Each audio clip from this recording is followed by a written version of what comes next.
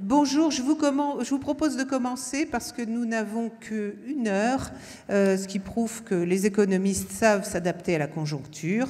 Les questions de commerce international ont été évoquées plus tôt dans l'après-midi, donc hop, on va les zapper. On prendra Trump, qui est dans notre titre, comme une sorte de symbole onomatopéique de populisme. Voilà. Et nous laisserons donc de côté plutôt parmi les menaces la question commerciale, mais nous aborderons donc plutôt les risques populistes dans la première partie, et puis des risques de moyen terme, comme le dérèglement climatique, le sous-investissement. C'est ce dont nous parlera notamment Michel Aglietta. Alors, je commence par le Brexit. John Henley est anglais, donc la victime expiatoire ce soir. Et John Henley, vous êtes correspondant affaires européennes pour le grand quotidien britannique The Guardian. John a été pendant 12 ans correspondant à Paris, ce qui explique l'excellent français que vous allez entendre. Alors, on pourrait lui demander d'essayer de nous expliquer les débats internes au Royaume-Uni sur le Brexit, mais je crois que nous n'aurons pas le temps. Plutôt, nous allons essayer d'explorer avec lui ce que ce moment nous dit de l'Europe, ou peut-être ce que l'Europe peut faire dans ce moment. John. Merci. Ce que veut dire Brexit, l'Europe, je pense que c'est intéressant que vous avez évoqué Trump au début, parce que je pense que avec l'élection de Donald Trump aux États-Unis et le Brexit, ensuite aussi la performance de Marine Le Pen dans les élections présidentielles françaises, on a attendu une sorte où beaucoup d'experts avaient prédit une vague de populisme en Europe qui va peut-être arriver, mais il n'est pas encore arrivé pour l'instant. Ce que Brexit a bien montré par rapport à l'Europe, un peu à l'inverse en fait, c'est que dans quasiment tous les pays de l'Union européenne, le chaos total, le bordel en fait que le Brexit ou la tentative de sortir de l'Union européenne a provoqué en Grande-Bretagne a mené à une nette augmentation dont le taux d'approbation ou le approval ratings de l'Europe partout ailleurs dans l'Union. C'est intéressant à voir. Ça ne veut bien sûr pas dire que l'Europe est sortie de l'affaire. Il y a beaucoup de problèmes au sein de l'Europe. Mais pour l'instant, le premier pays à essayer de sortir de l'Union européenne a plutôt provoqué une sorte de vague de soutien aux institutions. Ce que ça a montré aussi, c'est que quand vraiment il le faut, l'Union européenne ou les 27 restants sont capables de s'unifier vraiment, de se montrer vraiment unis contre ce qu'ils comprennent tous est une menace existentielle pour l'Union. Ça a bien sûr aidé que la Grande-Bretagne a géré le Brexit de façon franchement catastrophique. Pourquoi ? Parce que Theresa May a déclenché le fameux article 50, qui est le processus juridique qui permet la sortie d'un pays de l'Union européenne. Elle l'a déclenché, ça dure 2 ans, elle l'a déclenché sans avoir un projet concret ou une idée concrète de la relation que la Grande-Bretagne devait avoir avec l'Union européenne après la sortie. Et même pas avec un accord au sein de son propre parti, le Parti conservateur, qui est divisé depuis 20 ans, 25 ans, dans deux ailes, une aile essentiellement pro-européenne et une aile farouchement eurosceptique. Les Britanniques, c'est que ça a aussi beaucoup révélé pour moi à propos ou par rapport à mon propre pays. On a vraiment vu le manque de compréhension des Anglais envers le fonctionnement et la structure de l'Union européenne. L'Union européenne, c'est une assemblée, une structure juridique composée au fil de près d'un demi-siècle de traités et de règles et de lois. Et les Anglais ont montré une sorte une combinaison fatale, pour moi, d'ignorance et d'arrogance, en pensant en fait que c'était possible de négocier avec une telle institution. En fait, un pays ne peut pas négocier avec 27 autres. C'est 27 qui disent, en fait, c'est les 27 qui vont définir le Brexit.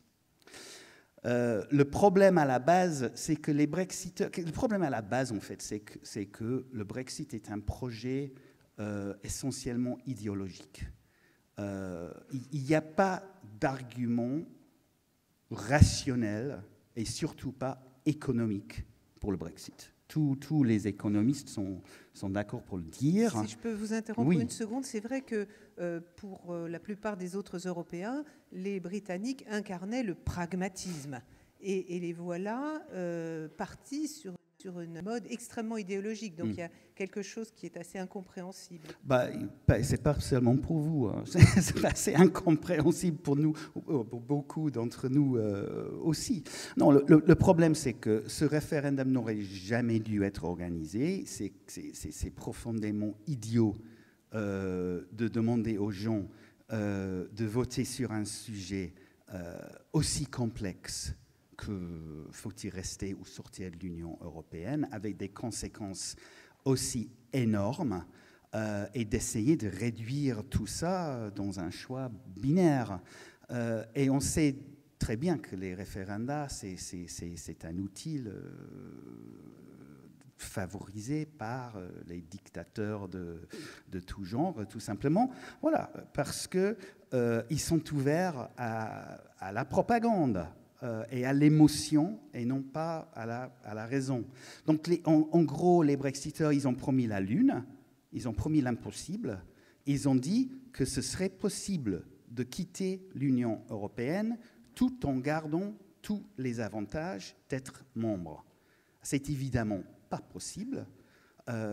Les Anglais sont en train, ou le gouvernement est en train de l'apprendre. Mais il n'a toujours pas complètement compris, je pense. Et Theresa May a été en grande partie l'architecte de son propre malheur, dans le sens où, comme je l'avais dit, elle a déclenché l'article 50 sans avoir une définition concrète de ce que c'était le Brexit. Les Anglais ont voté pour un départ, mais personne ne sait ce que ça devrait être la destination. Et elle a établi deux lignes rouges très très tôt, c'est-à-dire elle a dit il faut absolument que le Brexit, ça veut dire, après avoir très longtemps dit Brexit means Brexit, ce qui ne veut rien dire évidemment, elle a décidé que Brexit veut dire une sortie de l'union douanière et une sortie du marché unique. À partir de ce moment-là, ce qu'on est en train de vivre maintenant, ce que les Anglais sont en train de vivre maintenant, était inévitable. Ces lignes rouges et l'unité de l'Union européenne, l'unité assez inattendue en fait de l'Union européenne, pour qui l'intégrité du marché unique est beaucoup plus importante que la sortie d'un seul pays. Mais cette combinaison de facteurs a fait en sorte que les seules possibilités ouvertes au gouvernement britannique sont soit d'encaisser un énorme coût économique en sortant sans un accord, soit d'encaisser un énorme coût politique en admettant que finalement, en étant en fait honnête pour la première fois avec les électeurs, en leur disant ce qu'on a promis n'est pas possible. Ça n'a jamais été possible, on vous a menti, il va falloir trouver une solution. Merci. Écoutez, je pense qu'on va donner directement la parole à Gaspard Koenig parce que il veut nous parler de quelque chose qui est le type de gouvernance improbable de cet ensemble tout à fait inédit qu'est l'Union européenne et comment ça s'inscrit dans l'histoire de la légitimité politique. C'est ça, hein? Ça, oui. Merci beaucoup et merci de m'avoir invité.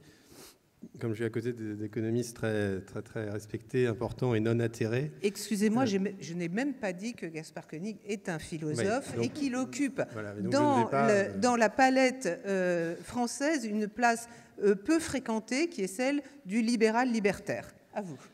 Bon, enfin, voilà. En tout cas, je ne parlerai pas d'économie, c'est ça que je voulais dire. Et pour réunir un peu toutes ces crises dont on peut dire énormément de choses et partir dans beaucoup de sens, mais j'aimerais m'intéresser un peu au rôle des experts et à l'idée d'expertise. Et vous disiez vous-même, c'est un sujet trop complexe pour le soumettre au peuple. Et au fond, c'est assez nouveau que ça pose un problème. Et je pense que quelqu'un qui incarne parfaitement l'esprit du temps, ou le problème du temps, ou le paradoxe du temps, c'est Michael Gove, qui était ministre de la Justice, je crois, à l'époque, et qui, quelques mois avant le référendum, a dit « This country has had enough of experts ». Et c'est quelque chose qu'en fait, on entend partout. C'est quelque chose qu'on entend chez Trump, c'est quelque chose que les gens reprochent au président de la République française actuelle, trop expert. Il n'y a qu'à le voir quand il fait les débats dans les mairies pour le grand débat, c'est des réponses d'experts. Il dit « Ah, mais sur le problème de l'eau, j'ai une solution, c'est un grand plan, on va faire ceci ». Il parle avec des sigles, on ne comprend rien. Et quand les gens reprochent, quand les gens parlent de l'élite, pour eux, Trump, ce n'est pas l'élite. Et ça ne sera jamais l'élite, même s'il est très riche, même s'il est très introduit, même s'il est new-yorkais, parce qu'il n'a pas un discours d'expert. Il n'utilise pas des mots compliqués, qu'avec lui, les problèmes sont simples. Donc je pense que quand on dit on est une sorte d'anti-élitisme, c'est un peu vague. On a un anti-expertise qui s'est développé. Et qui s'est développé, pourquoi? Au fond, peut-être pour des raisons saines. Les gens ont voulu revenir à l'essence de la démocratie, et la démocratie se fait contre les experts. Il y a un livre qui a été publié par un historien qui s'appelle Paul Ismar récemment, qui est assez drôle, qui s'appelle « La démocratie contre les experts », justement, et qui revient sur le rôle de l'expert à Athènes. Eh bien, les experts à Athènes, les hauts fonctionnaires qui implémentaient les lois, qui géraient le budget, c'était des esclaves. C'était les esclaves publics, c'est un autre type d'esclaves que les esclaves privés, qu'on appelait les démosioi.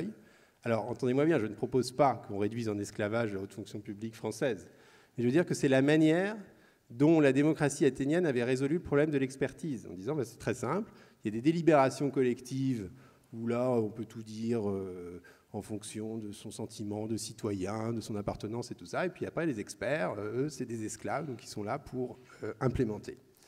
Et donc c'était un contrat en fait, qui est le contrat qu'analyse Max Weber aussi dans les démocraties de la fin du 19e siècle, qui était un contrat extrêmement clair, politique, de donner les grandes lignes. Et aujourd'hui, on s'aperçoit... Par une curiosité, oui. Qu'arrivait-il aux esclaves experts quand ils se trompaient dans l'implémentation? Peut-être redevenait-il esclave domestique ou était-il exécuté? Je ne sais pas. On ne sait pas. Il faut relire le livre de Paul Ismar que je vous recommande. Et en fait, on s'aperçoit qu'aujourd'hui, notre monde est devenu trop complexe pour des sujets politiques, pour les sujets politiques habituels, pour la discussion politique normale. Et question, pourquoi le monde est-il devenu complexe? Par magie? Non, parce que le monde est devenu ouvert. Il faut reconnaître qu'on vit dans un monde plus ouvert, où il y a plus d'échanges, il y a plus de libre-échange, mais où il y a plus de circulation de tout, des biens, des hommes, des services, des idées. Et en fait, contrairement à ce qu'on pense souvent, le libre-échange n'est pas synonyme de simplicité, c'est l'inverse, il est synonyme de complexité. Si vous voulez vous en convaincre, allez, comme je l'ai été, au siège de l'OMC, et regardez les classeurs qu'ils ont à l'OMC pour mettre en place des règles de libre-échange. Il n'y a rien de plus sophistiqué. On retrouvait toute la classification des différents pots russes, tannés, non tannés, les différents tarifs, les différentes années. C'est extrêmement complexe d'être dans un monde ouvert. Le multilatéralisme sur le nucléaire, sur l'environnement, sur les datas, c'est extrêmement compliqué. Et du coup, ça devient beaucoup plus difficile d'être un politique dans le contrat démocratique classique, c'est-à-dire d'avoir les grandes idées et puis de laisser les experts faire leur travail. Ça devient quasiment impossible. Et on voit ça très très bien avec le Brexit.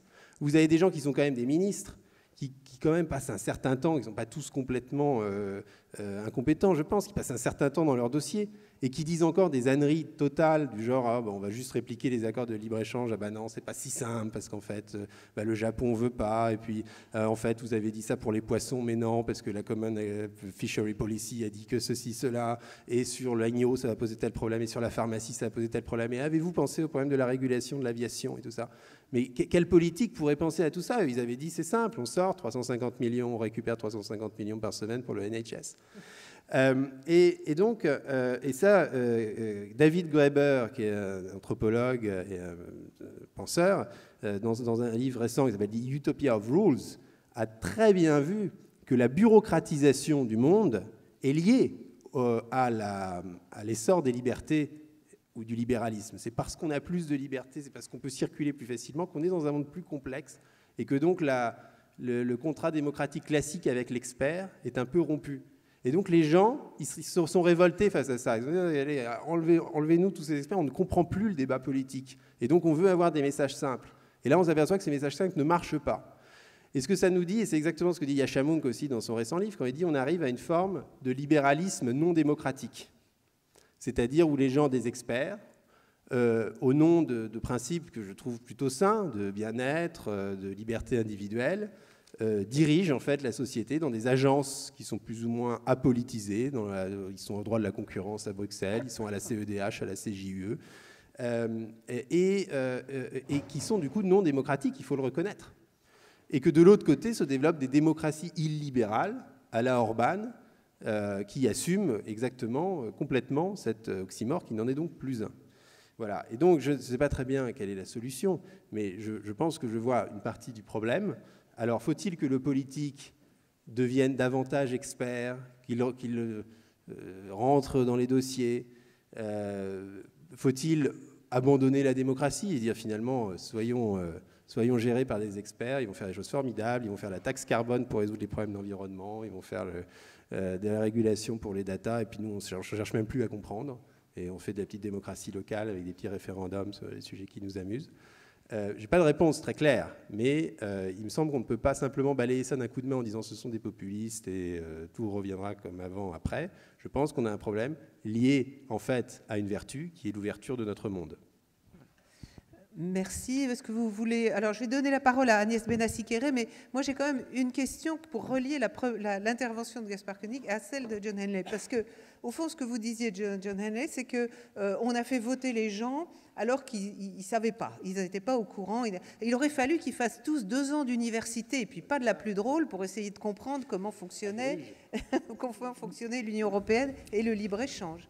Oui, bah, je pense que c'est bien possible d'organiser des référendums, de bien organiser des référendums.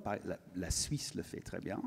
La Suisse commence dès l'école primaire avec des cours de civisme et vraiment être inculqué l'idée que vous allez être amené à faire des choix importants via des référendums.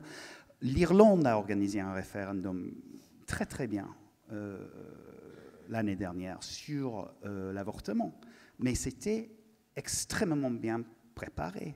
Il y avait des commissions nationales, des assemblées citoyennes, des débats partout dans le pays. Le peuple était extrêmement bien informé.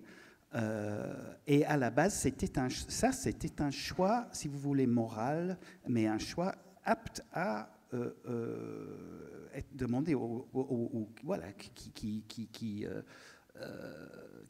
sur lequel les gens pouvaient s'exprimer via un référendum. Mais pour le cas de l'Europe, en fait, qui a voté pour le Brexit, je pense qu'il faut juste très vite esquisser pourquoi le Brexit a passé. Évidemment, il y a un grand nombre de facteurs.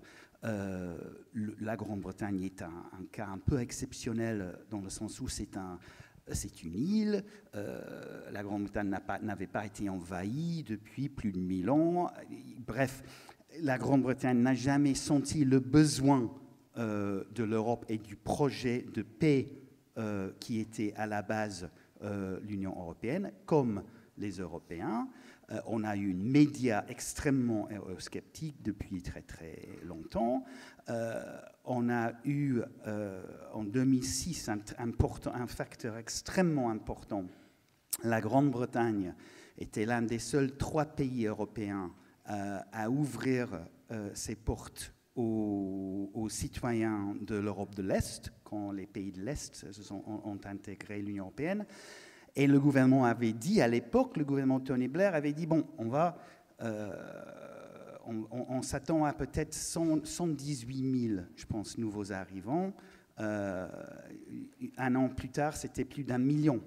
Donc ça a bien changé la donne dans plusieurs villes en Angleterre, mais aussi, à la base, il y avait, et ce qui est un facteur très important, et c'est ce qui anime le Brexit pour les penseurs du Brexit, Michael Gove, etc., Boris Johnson,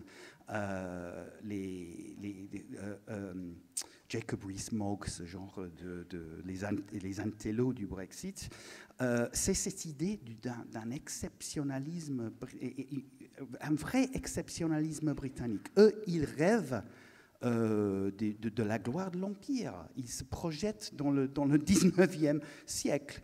Le problème, c'est que la Grande-Bretagne, ce qu'ils disent, ils me font rire. Ils disent toujours la Grande-Bretagne a été un très grand pays commerçant. Il peut le redevenir, une grande puissance commerçante. Elle peut le redevenir. Non, il n'a pas été un grand pays commerçant, il a été un grand empire. Si les autres pays dans le monde ne voulaient pas faire du commerce avec la Grande-Bretagne de l'Empire, on envoyait la marine, on envoyait les troupes. Et ce n'est pas près d'arriver avec la Chine et les États-Unis et l'Inde aujourd'hui. Alors, merci beaucoup, ça méritait d'être précisé. Je crois qu'on va maintenant donner la parole à Agnès Benassi-Kéré. Je vais vraiment aller très vite en la présentant parce que vous la connaissez très bien. Elle était là à cette tribune il y a quelques minutes. Donc, spécialiste des questions monétaires, de politique économique, professeur à Paris 1, présidente déléguée du Conseil d'analyse économique et plein d'autres belles choses. Vous êtes aussi de ceux qui savent bien expliquer à un grand public les enjeux de l'économie. Merci, donc une experte en quelque sorte. Donc j'étais très intéressée par ce que vient de dire Gaspard Koenig, parce que ça me rappelle une déclaration d'un conseiller de Trump qui disait « Mon rôle, c'est de valider les intuitions de mon président ». Donc il se place directement dans la Grèce antique. Et bon, en tant que citoyenne, je suis quand même rassurée lorsque je vois qu'il y a une autorité de sûreté nucléaire indépendante. Moi, je ne comprends rien à savoir, voilà. Et donc, je suis parfaitement d'accord que le besoin des experts naît aussi de la complexité, mais les experts tendent à peut-être prendre trop de place. Et je pense qu'il y a une responsabilité des experts à rester à leur place, à proposer des options, à les clarifier et à laisser les politiques décider.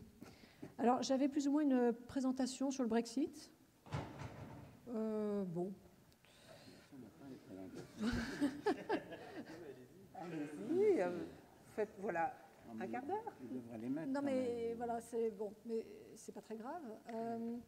Donc, je voulais repartir du bus que vous avez vu certainement dans les journaux qui disait Brexit, quittons l'Union européenne, on pourra donner 350 millions par semaine au service de santé britannique. Et donc, cette simple phrase, je trouve ça une grosse vertu, c'est de nous rappeler ce que c'est que l'Union européenne. Parce que nous, Européens, et particulièrement les jeunes qui sont nés dedans, c'est pas forcément clair de savoir ce que c'est que l'Union européenne. Et grâce au Brexit, grâce au débat infini sur la frontière irlandaise, sur la différence entre une union douanière et le marché unique, etc., on découvre et on fait partager avec le grand public, donc ça aurait été au moins une vertu du Brexit. Alors pourquoi est-ce que ce bus était mensonger? Il était triplement mensonger. Le premier mensonge, c'était que les chiffres n'étaient pas bons. C'était du brut et pas du net, et même en tant que brut, c'était faux. Donc le chiffre était beaucoup plus bas, ça c'est la première raison. La deuxième raison, à mon avis, c'est qu'il n'y avait pas de consensus, il n'y a toujours pas de consensus sur... Et si on économisait 350 millions par semaine, qu'est-ce qu'on en ferait? Il n'y a pas de consensus du tout pour le donner au NHS, ça n'a jamais été discuté, et quand on regarde les sondages au Royaume-Uni, la volonté de redistribuer et de développer le système social s'érode d'année en année. Donc c'est un fameux problème des économistes de trouver la causalité. Et la troisième raison, la plus économique et la plus difficile à comprendre pour le grand public, c'est que cet argent déjà n'existe plus. C'est-à-dire que le Brexit n'a pas encore eu lieu, qu'on estime à peu près déjà à moins 2% le PIB par habitant par rapport au sentier avant le référendum. Et les estimations vont jusqu'à 10%. Il y a eu un rapport fameux de la Banque d'Angleterre en novembre dernier qui a dit qu'il pourrait y avoir une baisse du PIB à long terme de même plus que 10% par rapport au sentier. Alors, ce n'est pas qu'il n'y aura pas de croissance, c'est par rapport au sentier de croissance d'avant le référendum, on pourrait aller jusqu'à moins 10%. Alors, comment est-ce qu'on arrive à des chiffres pareils? Parce que finalement, les estimations vont de 2 à 10%. En fait, il y a plusieurs éléments qui s'enchaînent. Les gens qui disent 2-3%, ils pensent au commerce. Ils pensent à la perte de pouvoir d'achat, du fait qu'il y ait des droits sur les produits importés. Ils pensent aux chaînes de valeur des entreprises et donc au fait que les productions vont être plus chères. Ils pensent aux pertes liées à la moindre spécialisation des économies. Ça, c'est les gains liés au commerce. Mais il y a bien d'autres gains. Et notamment, il y a des gains dynamiques. Donc, il y a des travaux qui ont été faits pour comparer ce qu'aurait été le Royaume-Uni hors de l'Union européenne. Alors, c'est très difficile, c'est très fragile, mais il y a des gens qui ont essayé de comparer chaque pays de l'Union européenne à une espèce de combinaison de pays hors Union européenne qui ressemblent. Et donc, c'est une méthode. Et on arrive, l'ordre de grandeur, c'est 10%. Pour le Royaume-Uni, c'est légèrement inférieur, c'est plutôt 8,5%. Mais voilà, on tourne toujours autour des mêmes ordres de grandeur. Alors, qu'est-ce qui s'ajoute par rapport à simplement le commerce? Il s'ajoute les effets dynamiques. Ces chaînes de valeur, ce n'est pas seulement de la spécialisation statique, c'est aussi des échanges, de bonnes pratiques, de productivité. Et donc, c'est des gains de productivité en réalité. Donc ça, c'est dynamique. Il y a évidemment l'effet sur l'investissement. Le Royaume-Uni comme la porte d'entrée dans l'Union européenne, pour notamment les entreprises américaines. Il y a la finance, bien évidemment. Il y a l'immigration, qui a été très bénéfique pour l'économie britannique, ça n'a pas été suffisamment expliqué, bénéfique pour l'économie et pour les finances publiques. Alors après, c'était un choix politique de ne pas utiliser cet argent pour mettre dans les hôpitaux, mais qu'on ne renverse pas la logique. L'argent était là.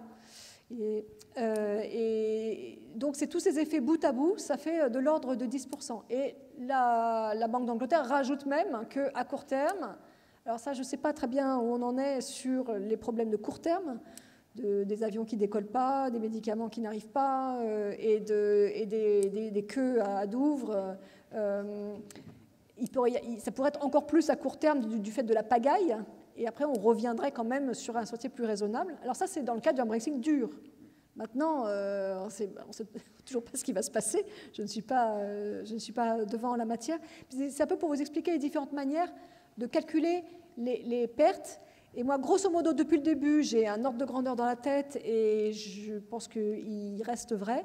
Ce qui est au pire, ça fait moins 10% pour l'économie britannique et moins 1% pour l'économie française. C'est-à-dire qu'on perd un dixième de ce qu'ils perdent. Donc, moins les Britanniques perdent, moins nous perdons également.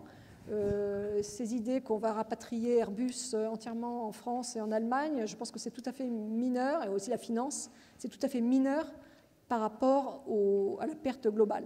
La finance, c'est quand même quelques milliers d'emplois, c'est pas très significatif. Si vous me permettez, hier, il y avait dans Le Monde un article de Barry Eschengreen qui disait qu'il y avait quand même déjà 300 milliards de dollars qui sont partis de Londres à Francfort.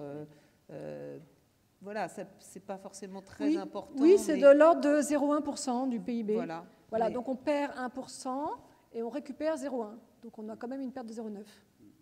Voilà, et puis du point de vue de l'image très assez glamour finalement qu'avait quand même la City.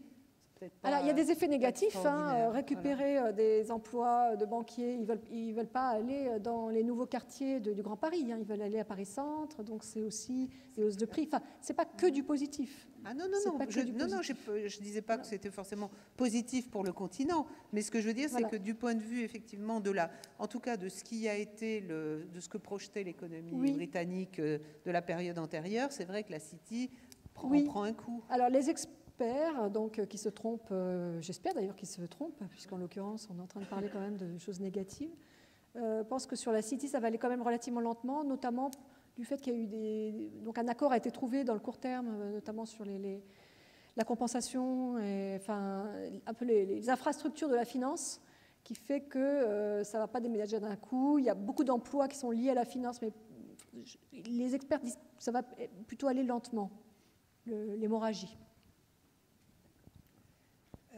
Merci. Est-ce que vous voulez commenter, Michel Aglietta? Oui, je voulais juste rebondir très brièvement sur cette idée des experts, parce que paradoxalement, le fait que le gouvernement avait fait campagne pour rester et que tous les économistes avaient dit exactement qu'au lendemain du référendum, l'économie britannique allait vraiment remarquer les conséquences vraiment immédiatement et brutalement. Et ça, ce n'est pas passé. Le livre sterling a chuté, c'est clair, mais l'économie britannique a survécu de façon assez impressionnante. Évidemment, le Brexit lui-même n'est pas encore arrivé.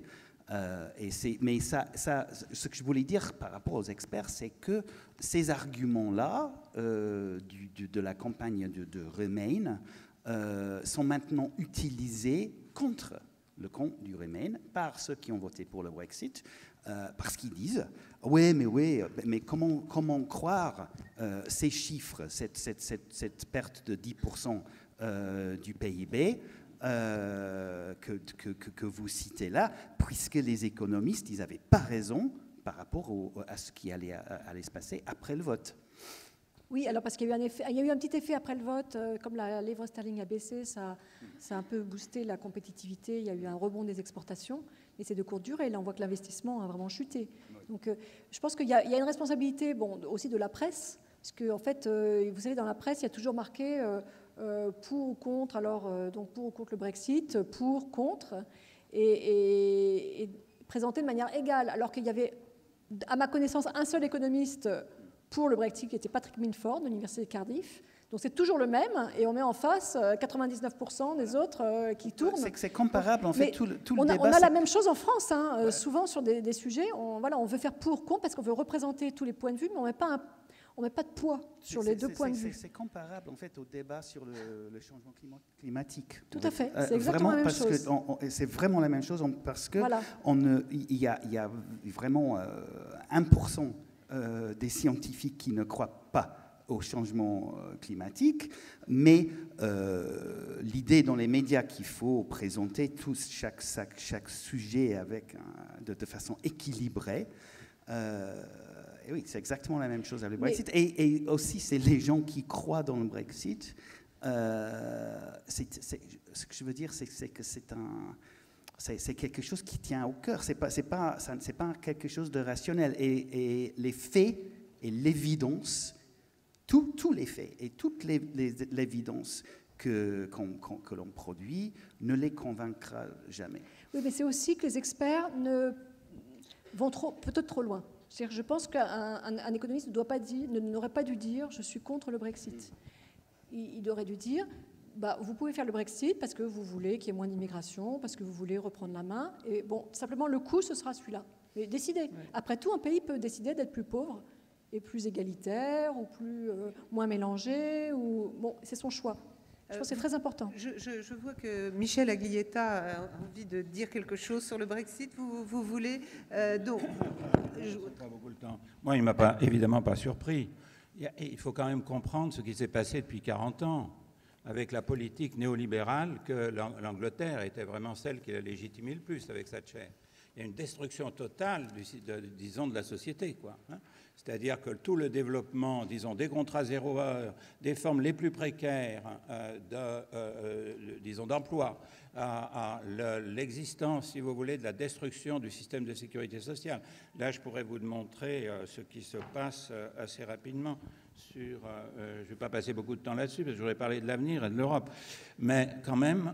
Donc, je vais simplement présenter ça, si vous voulez, pas seulement sur le Royaume-Uni. Hein. Donc, vous voyez ce qui se passe en Europe. Depuis que le néolibéralisme est en place, je prends uniquement celui-là, j'en ai plein d'autres, on n'a pas le temps. Hein, sur la détérioration de la situation économique et sociale dans toute l'Europe depuis 40 ans. Regardez l'effondrement de l'investissement public en zone euro. Et c'est en zone euro, c'est pire en Angleterre évidemment. L'investissement public a baissé de 50% depuis le début des années 80 en pourcent du PIB. Et si vous regardez à droite, vous avez, qui sont des indicateurs de qualité des services publics, enfin disons des investissements publics, vous avez des baisses partout, et l'effondrement le plus important est au Royaume-Uni par rapport à la situation disons de l'après-guerre. Donc pour moi, ça ne m'étonne pas. Je veux dire que la masse des gens soit suffisamment dans une situation déplorable par cette dégradation totale du marché du travail pour avoir voté comme ça. Hein. Mais c'est la même chose que se développe massivement. En Italie, la même chose, je vais dire, hein, se développe la même évolution. Nous l'avons en France aussi. Nous avons ce processus-là dans toute l'Europe. Donc la question, moi je vais parler de l'avenir simplement. Alors, attendez, si vous permettez, on va finir avec l'histoire du Brexit. On n'a pas le temps de parler de l'avenir une minute. Hein, si, je veux bien. Hein. Si, non, on a tout le temps que vous voudrez, mais parce que... fini à midi et demi, à 6h30. Oui, ben c'est ça, mais il n'est pas encore... Tout le temps que je veux. Voilà. Non, justement, j'entendais ici notre philosophe qui s'agitait et qui voulait répondre. Faisons un tout petit peu d'interactivité. Je suis désolé de contredire M. Aglietta, pour qui j'ai beaucoup de respect, mais je trouve que ces caricatures du néolibéralisme ne lui fait pas honneur. On peut tourner les faits comme on veut. On peut aussi vous rappeler qu'à la fin des années 70, le Royaume-Uni était sous programme FMI et que c'était l'armée qui ramassait les ordures dans les rues de Londres, ce qui a d'ailleurs expliqué que Mme Thatcher soit élue 4 fois de suite, fait baisser le chômage, etc. Mais enfin, on ne va pas rentrer on va pas rouvrir encore ce débat. Je trouve juste dommage d'être aussi caricatural dans la présentation d'ailleurs d'un mouvement d'idées qui ne s'est jamais vraiment labellisé comme tel, qui n'a jamais triomphé en France où le poids de l'État n'a fait qu'augmenter depuis 45 ans. Donc, il faudrait que vous m'indiquiez où vous voyez du néolibéralisme quand on a 57% de dépenses publiques. Bon, mais c'est un débat qui n'est pas très intéressant et qui a été fait 1000 fois.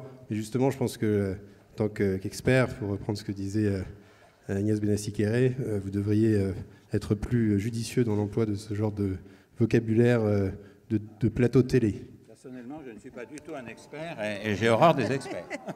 Bon, alors voilà, nous avons un peu réveillé tout le monde.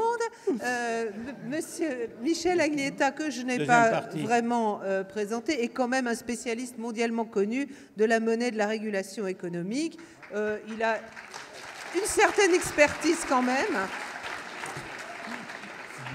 C'est à vous de nous parler de l'avenir, monsieur.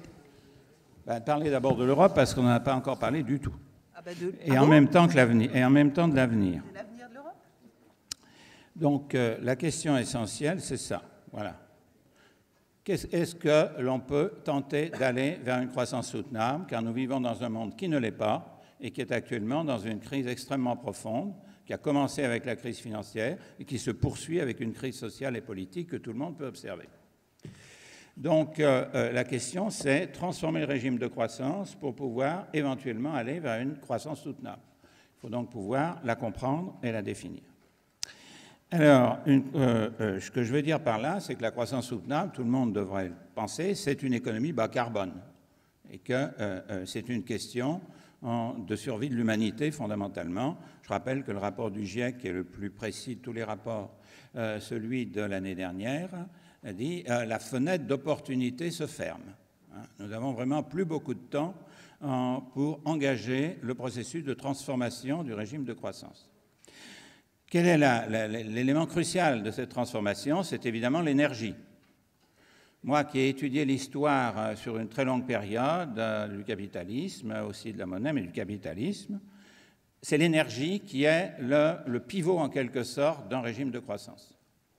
C'est-à-dire que, c'est très clair, le passage du bois au charbon a permis la domination du Royaume-Uni pendant toute la phase classique du capitalisme. Le passage du charbon au pétrole a permis la domination des États-Unis sur l'ensemble de l'économie mondiale après la Deuxième Guerre mondiale, avec déjà un développement important dans l'entre-deux-guerres.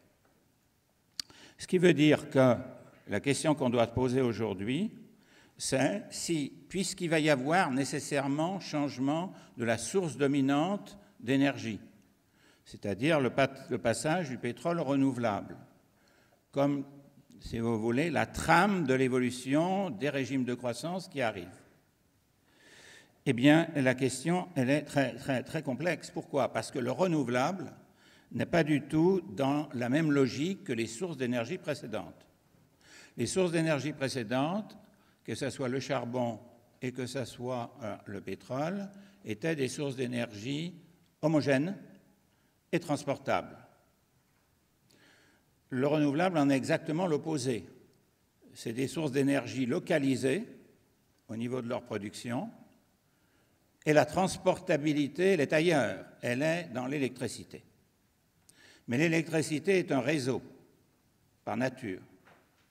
Donc on passe d'une économie dont la prépondérance est le marché, et la base étant le marché du pétrole, on va passer à une économie dont la prépondérance sont les réseaux. Et ceci va poser un problème très sérieux parce qu'un bien réseau, ce qui se transporte, c'est quoi? Ce qui se transporte, c'est une électricité à multi-usages, mais de l'électricité. De l'électricité implique une mutation technologique sur deux plans. Premièrement, des lignes à très haut voltage, c'est-à-dire la capacité de pouvoir faire bouger l'électricité à très haut voltage pour pouvoir en réduire, si vous voulez, au maximum les pertes en ligne. Et le deuxième élément, c'est la notion de smart grid, c'est-à-dire des processus d'allocation d'électricité qui seront essentiellement contrôlés par la 5G. Donc le lien entre l'intelligence artificielle et l'énergie va être un lien extrêmement étroit dans la nature des réseaux. Et la concurrence, elle est là-dessus. C'est-à-dire le problème qu'il y a entre les États-Unis et la Chine aujourd'hui, évidemment, ce n'est pas par hasard si les États-Unis mettent l'accent sur la 5G. Parce que ça va être véritablement le mode d'articulation de l'ensemble des sources énergétiques pour fabriquer un ensemble unifié si vous voulez, d'énergie sur un espace. Et donc la question, elle est là. Comment l'Europe, dans cette économie, et ça c'est la base de l'économie dit bas carbone, passe vraiment par là. C'est que le point important, c'est que l'économie bas carbone, du fait, là on vient de le voir, c'est une complémentarité entre investissement public et investissement privé. C'est donc l'opposé du régime de croissance dans lequel nous avons vécu depuis les années 1980, avec sa détérioration de l'investissement public, les fonds qui s'effondrent, etc. Ceci implique deux choses, me semble-t-il, une nouvelle finance et une nouvelle forme de démocratie. Et ceci s'inscrit dans un temps qui est complètement différent du temps actuel. Le temps actuel, qui est le temps politique et le temps financier qui va avec, c'est évidemment le cycle électoral. Il ne dépasse pas 5 ans, 4 à 5 ans. Le temps qui est nécessaire pour développer l'ensemble des investissements bas carbone est un temps qui dépasse 2050. Donc il faut être capable de concevoir des investissements et donc de financer des investissements dès aujourd'hui de taille très importante, d'après ce que dit le GIEC, dont l'horizon est au moins 2050. Donc les systèmes démocratiques se heurtent à ce qu'on appelle la tragédie des horizons, c'est-à-dire que dans la mesure où les personnalités au pouvoir, plus exactement les puissances au pouvoir dans le politique, ne seront évidemment pas là en 2035, 2040, 2050, eh bien, leur responsabilité, ils s'en fichent totalement.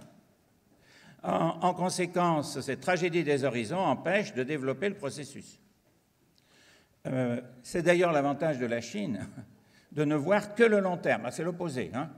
La Chine ne voit que le long terme et 2050, c'est véritablement l'objectif de réaliser ce dont j'ai parlé tout à l'heure, c'est-à-dire un lancement de domination de l'électricité capable de se projeter en Amérique latine, notamment en Afrique, etc. C'est-à-dire d'avoir une smart grid mondiale qui puisse être contrôlée par la 5G. Donc l'enjeu est quand même très très important et cet enjeu-là, aucun politique, disons, dans le monde occidental ne le prend en charge véritablement. Alors qu'est-ce que ça veut dire intégrer l'Europe dans ce cas-là? Vous avancez. La question c'est, est-on capable de produire des investissements qui produisent ce qu'on appelle une valeur ajoutée européenne? Ça c'est le concept clé si on veut se projeter dans l'avenir. Valeur ajoutée européenne, ça veut dire quoi? Ça veut dire des investissements dans des biens réseaux qui sont tels que, on pourrait dire qu'ils sont encore mieux au niveau mondial, mais ceci est une autre affaire, on ne parle pas aujourd'hui. Ces investissements donnent un bien-être supérieur à l'ensemble des citoyens européens s'ils sont faits au niveau de l'Europe que s'ils sont faits dans chaque pays séparément. Donc il y a une valeur ajoutée supplémentaire. Ce qui veut dire que l'on pourra intéresser les citoyens et les mobiliser que si on arrive à faire comprendre que l'essentiel aujourd'hui, c'est de créer dans les investissements bas carbone une valeur ajoutée européenne. Auquel cas, on peut développer considérablement le plan Juncker et lui donner, si vous voulez, une stratégie industrielle. C'est ça qui est essentiel. Le point intéressant, c'est que ça peut se faire sans changement des traités existants, puisque le plan Juncker a l'avantage d'exister et qu'il n'a été créé sans changement des traités existants. Donc, le point important, principe d'une valeur, si vous voulez, ajoutée européenne pour guider les investissements. Deuxième élément, il faut quelque chose de public. C'est-à-dire que j'ai dit qu'il y était une complémentarité publique-privée. Ces investissements ont la caractéristique d'être de grande taille, généralement. Il y a aussi des investissements locaux à faire dans l'efficacité énergétique, mais qui impliquent aussi, d'une certaine manière, le rôle des réseaux, des complémentarités, etc. Mais il y a surtout les très gros investissements, si vous voulez, pour pouvoir projeter une nouvelle forme d'énergie. Eh bien, la question essentielle, c'est là. Il leur faut... Ils sont à la fois à grand montant, ils sont à longue durée et ils sont très risqués. Ils sont très risqués parce qu'il y a deux risques contradictoires qui leur arrivent dessus. Le risque qui est le risque environnemental, le risque écologique. On ne sait pas à quel rythme et de quelle manière en particulier, puisque nous avons affaire à un processus complexe, très non linéaire, avec des bifurcations, avec des possibilités d'emballement. Nous ne savons pas quand ils peuvent se produire. Donc un risque écologique important et un risque technologique, parce qu'on ne sait pas encore quelles vont être toutes les technologies nécessaires, bien sûr, pour le processus. Or, ces deux risques vont en sens contraire. Le risque écologique nous dit qu'il faut absolument démarrer tout de suite, on est déjà en retard de 20 ans. Le risque technologique nous dit qu'il faut attendre de mieux connaître les nouvelles technologies qui seront efficaces. C'est là qu'il est nécessaire, évidemment, que l'aide publique, la garantie publique, c'est ça que je veux dire, la garantie publique soit indispensable pour pouvoir attirer l'épargne privée, faire les financements malgré la nature de ces risques, d'accord? Et donc cette garantie publique, elle doit venir du budget européen. Et là, on est sur le problème. Le budget européen, qu'est-ce qu'il est? Et c'est le suivant. L'idée, c'est de dire... le budget européen, il n'a pas besoin de monter beaucoup. Pourquoi? Parce que s'il y a tout un processus d'évaluation, de calcul des abattements carbone par des experts, et une industrie d'expertise, là pour le coup, doit être mise en place. On sait déjà le faire, on doit mieux savoir le faire, on doit savoir le faire dans des quantités d'investissement. C'est-à-dire que des experts soient capables de calculer les tonnes de CO2 évitées par tel ou tel investissement.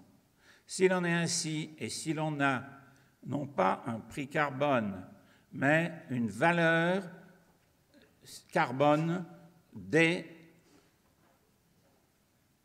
pollutions évitées, valeur carbone des gaz à effet de serre évités, qui est la même chose, si vous voulez, qu'un taux d'actualisation qui sert d'ailleurs à contrer le taux d'actualisation. Car si vous avez un investissement très long, très risqué, avec un taux d'actualisation de marché, personne ne viendra, aucune banque privée ne viendra, évidemment.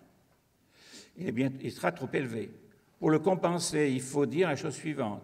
Vos rendements prospectifs, vous les calculez avec une valeur qui est une valeur sociale, qui n'est pas du tout le prix du carbone. Le prix du carbone est nécessaire, mais il y a une deuxième évaluation qui est beaucoup plus importante pour faire les investissements. Le prix du carbone, c'est un malus. Il sert à faire quoi? Eh bien, à essayer de décourager les industries polluantes, mais on a besoin d'un bonus pour développer les investissements. Pourquoi? Parce que le prix du carbone, au fur et à mesure où il va monter, ne montera nécessairement pas très vite.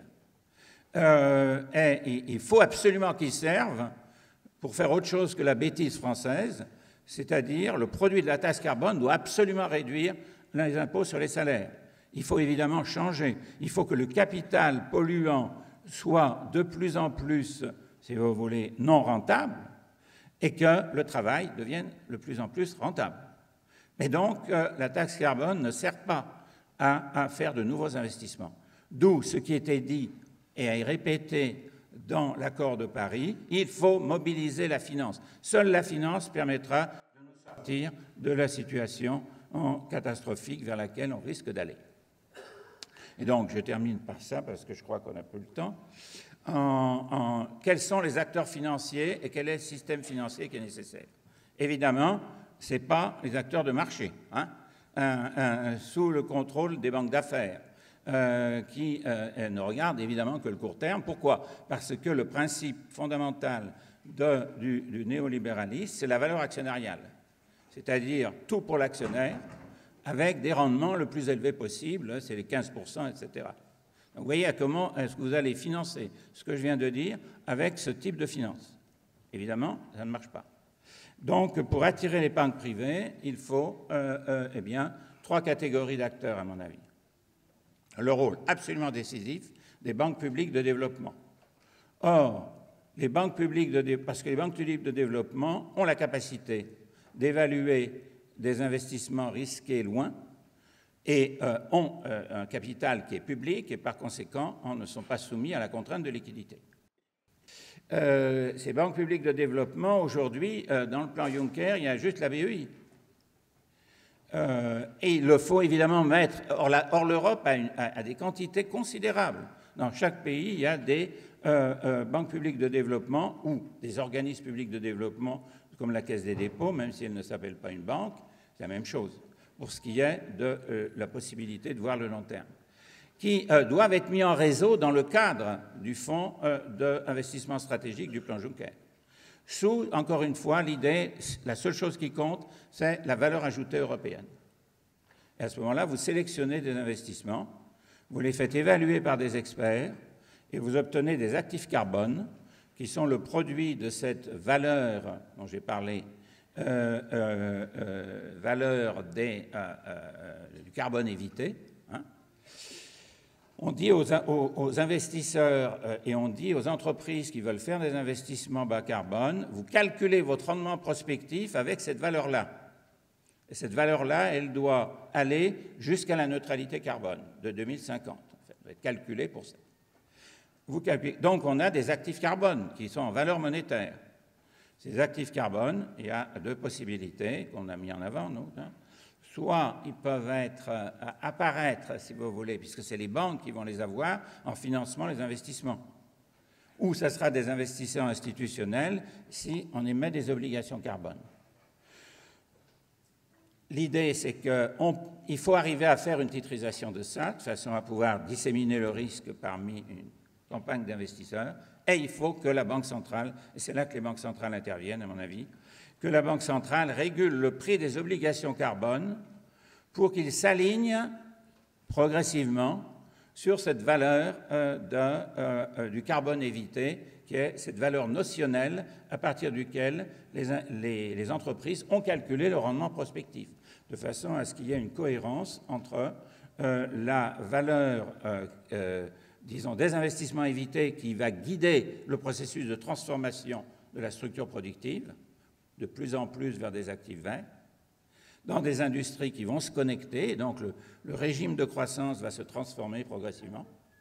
Mais ils vont le faire que si, d'une part, il y a une garantie du secteur public derrière contre les premières pertes, et d'autre part, si la Banque centrale régule le prix des obligations carbone, ce qu'elle peut très bien faire, n'est-ce pas, puisque ça ne change absolument pas, si vous voulez, la logique profonde, puisqu'elle le fait déjà dans le cadre des QA, qu'elle le fasse pour des investissements absolument prioritaires apparaît tout à fait normal. Voilà ce que je voulais dire, et donc le rôle des investisseurs responsables. Les investisseurs responsables, c'est très important, après tout. Ce sont des investisseurs institutionnels qui ont des contrats de retraite au passif. Donc, qui ont, si vous voulez, un passif dont le rendement à 25 ans est important. Hein? Pour un fonds de pension, le rendement à 25 ans de ce qu'il doit régler sous la forme de retraite est important. Donc, son actif, il doit le mettre en rapport avec son passif. C'est-à-dire, ce type d'investisseur doit absolument se préoccuper de l'investissement long. Et en conséquence, il devient un acteur responsable du processus de financement. Derrière tout ça, il y a tout le travail qui est fait actuellement par le G20, etc., de la mesure des risques, de la possibilité de définir une taxonomie des actifs carbone, etc. Donc, le processus existe, mais l'impulsion politique n'est toujours pas là en Europe. Or, c'est celle qui manque, c'est celle qu'il nous faut, et en conséquent, je pense qu'on ne va quand même pas rester en retard alors que nous avons le plan, si vous voulez, nous avons l'accord de Paris dont nous sommes responsables, après tout. Alors qu'aux États-Unis se développe dans la jeunesse une évolution, si vous voulez, sur un New Deal vert. C'est quand même extraordinaire que la jeunesse européenne puisse être en retard. Alors, ce que disent les jeunes Américains, c'est quel avenir nous allons avoir après 2050, compte tenu de l'évolution que vous nous donnez aujourd'hui.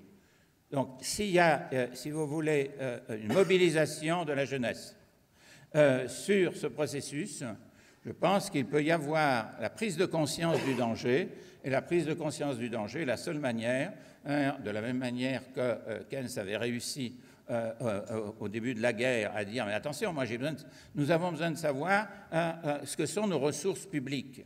Et c'est ça qui a créé la comptabilité nationale. On a besoin d'une comptabilité de la richesse inclusive. Et cette comptabilité de la richesse inclusive ne viendra que si la menace apparaît comme une menace qui devient politique par l'intermédiaire de l'action de la société. Et évidemment, la partie de la société pour qui c'est vraiment le plus important, parce qu'elle vivra après 2050, c'est-à-dire la jeunesse de nos pays européens.